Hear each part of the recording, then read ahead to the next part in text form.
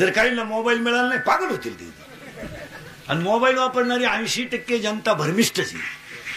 आतापर्यंत सरकारी दवाखान्यांमध्ये पेशंट यायची, अजून 2-3 वर्षानं सरकारला प्रत्येक गावात मोबाईल वापरून येडे झालेल्यांसाठी बस एक हॉस्पिटल काढावं लागेल. आता एक 12वीचं पोरग असं येडं झालं, कोणालाही भेटू त्याचा मुका घ्यायचा ते, कुणी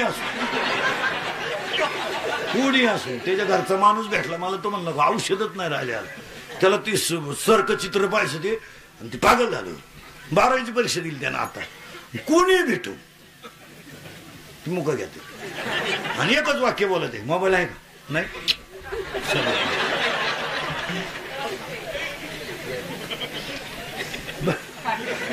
पागल झाली. ती 12वीची परीक्षा दिली, ते ऍडमिट केले पुण्याला, ते बदली झाली. कोणी डॉक्टरलाही म्हणायचं गोळ्या मोबाईल आहे का नाही. मोबाईल वापरा, गरज आहे, पण आवड नाही. आणि आज व्यसन झालंय मला. बरं वापरण्याला काही मर्यादा आहे, बोलण्याला काही मर्यादा आहे. काय बोलायचं बरं, बोलायला तोंड दिलंय ना. हॅलो हॅलो, आता एवढं अंतर काही लय झालं का. Okay come on bring it on. Hello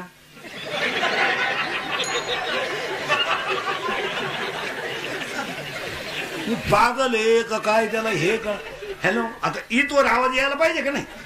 hello hello,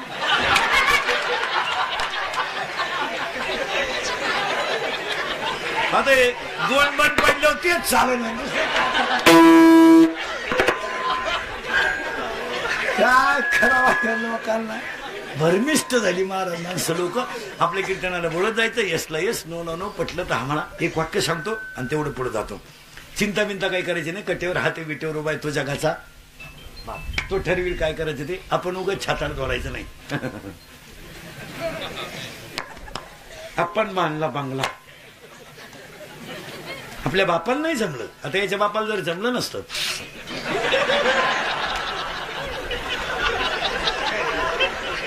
बाकीचं याच्यावर तुम्ही घरी गेले का, त्या बाबळीपासून ह्या बाबळी पोर मधली अख्खी एकीन, पण त्याची जिरीन त्याची जिरवली नाही ना, माझ्या बापाचं नाही. लोकांना काय माहिती तू कोणतं. लोकांना वेळ पडली का त्यांचं पडलं. एकच वाक्य सांगतो पुढे जातो. दिवस फिरतात, फक्त नीती द्यावा. दिवस फिरतात, दिवस तेच राहत नाही. लक्ष्मी मिळत असेल तर ती नम्रतेने टिकवा. विद्वत्ता टिकवायची असेल तर मानाने जगा. एक दिवस सुद्धा फिरतात. एक वाक्य सांगू. 45 डिग्री तापमानानं सूर्यानं अख्ख्या जगाला वरपळवलं.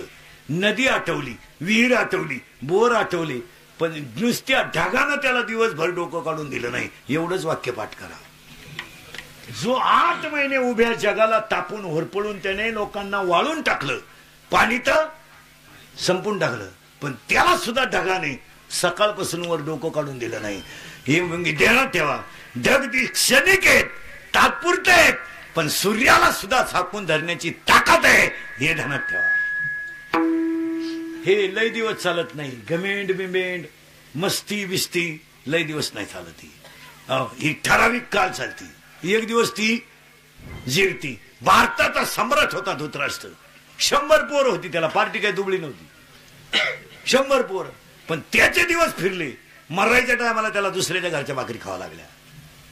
आणि त्याला हात जोडून लोक म्हणत होते 5 गावं घेऊन मिटून टाक. फुगिरली, जिरली म्हणजे टपरीला नाव नाही राहिलं. वाचलं का तुम्ही कुठं वाख्या महाराष्ट्रात दुर्योधन 5 स्टॉल वाचलं का. दुःशासन का ढाबा, अरे बाबा का ढाबा आहे पण दुःशासन. हातानं झटे झाले. बरं मेवणा देत होता 5 गावं, वाक्यात बदल होणार नव्हता. कृष्णाचं म्हणणं होतं वाद घालण्यात मजा नाही, 5 गावं घेऊन मिटून टाक. तुला फुकाट मिळत होते, हे फुगिरलंय. हा म्हणला सुईच्या टोकावर मावेल एवढी देणार नाही तर तू बाकीची बोलतो कशाला. कृष्ण म्हणला मग तुझं तू पाय, मी तंटामुक्ती अध्यक्ष राहावी ना माझे. मी अध्यक्ष झाल्यापासून माझ्याच घरात कुद्या झाल्या, गावाचं मिठू गावा बंद करून टाकतो. त्याने बंद केलं. शिजिरली. मराठ्या टायमाला दुसऱ्याच्या घरच्या भाकरी खावा लागल्या. आणि कोणच्या खाल्या, ज्यांच्याशी दुश्मनी त्यांच्या खाल्या. आणि हा त्यांच्या घरी जेवायला होता गडी, त्या 5 जणांच्या. त्यांच्यात एक गडी नंगाट होता, भीम. तो गडी डोक्यात कमी होता, तब्येतीत मोका. डोक्यात कमी. त्यानं एक दिवस डायरेक्ट ते आंधळ गाठवलं ते धृतराष्ट्र. त्याला तोंडाच म्हणला तो डायरेक्ट, तुला माझ्या घरात जेवताना लाज कशी वाटत नाही? तोंडावर.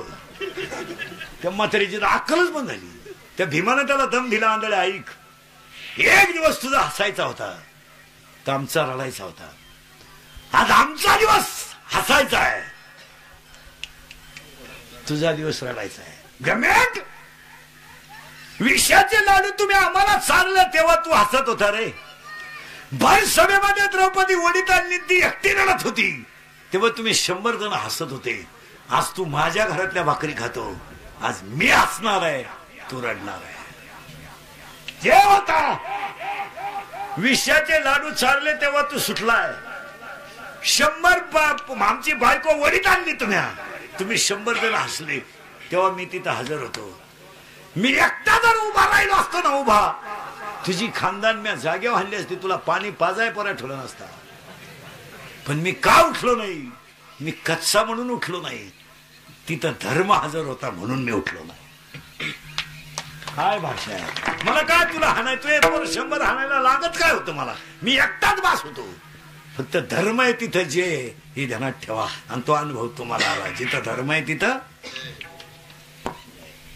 धर्म आहे, तिथं चंद्र तेथे चंद्रिका, शंभू तेथे अंकिका, संत तेथे विवेक, दया तेथे धर्म, संत तेथे ज्ञान, ज्ञानी तेथे आत्मदर्शन, सुमने तेथे वने, भाग्य तेथे उल्लासे. 18व्या अध्यायातल्या शेवटच्या ओव्या. चंद्र तेथे चंद्रिका, शंभू तेथे अंबिका, संत तेथे विवेक, दया तेथे धर्म, संत तेथे ज्ञान, ज्ञानी तेथे आत्मदर्शन. एक वाक्य सांगा, सत्याला त्रास आहे पण जय निश्चित आहे. आणि हे तुमच्या अनुभवातली वाक्य. सत्याला जय आहे, त्रास होणारच. त्रास नाही झाल्यावर सत्य नाही. माल करायला त्रास आहे का गावात बेवड्याला?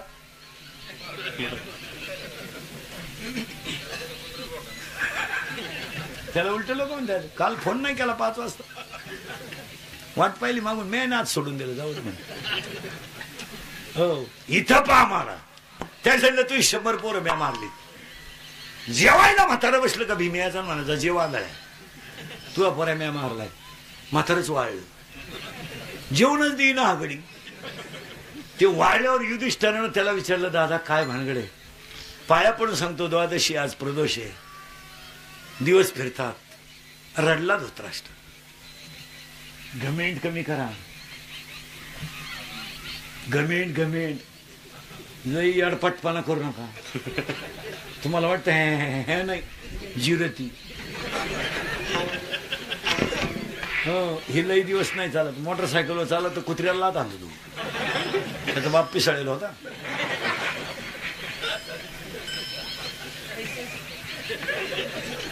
ते कुत्र म्हणतं अजून मागच्या जन्माची खुन्नस धरली.